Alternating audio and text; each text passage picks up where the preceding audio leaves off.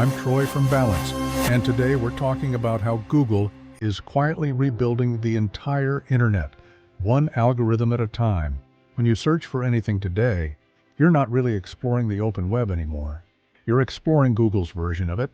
The search results, the autocomplete suggestions, the snippets at the top, all of it filtered, ranked, and shaped by a system that decides what you should see first. And here's the wild part. Google built this system so gradually, most people didn't notice the shift. 20 years ago, Google was a tool to find the internet. Now, it's the internet's gatekeeper. Over 90% of global searches run through it. And that means if Google's AI doesn't surface your idea, your business, or your story, it practically doesn't exist. But this power comes with a new mission: control. Google's latest AI models like Gemini don't just retrieve facts, they generate answers. You're not getting a list of websites anymore. You're getting a single AI-generated truth. That sounds efficient, but it quietly changes how people understand information.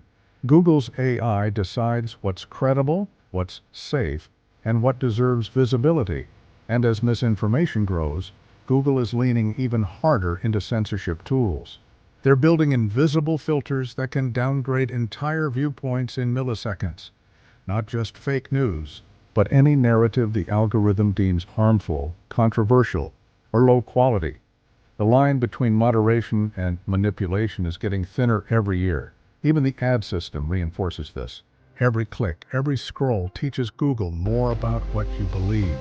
That data doesn't just personalize ads, it personalizes reality. The more Google learns, the more it curates, and the more it curates, the less you actually discover. The internet becomes smaller, cleaner, and more predictable, but also less human. And while regulators argue over privacy policies, Google is moving to the next stage: AI-generated search. Soon you won't even need to click links. Google will answer everything for you, summarize websites, and keep you entirely inside its ecosystem. That's not the open web.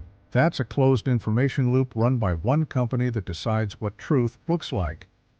The future of the internet might not be decentralized.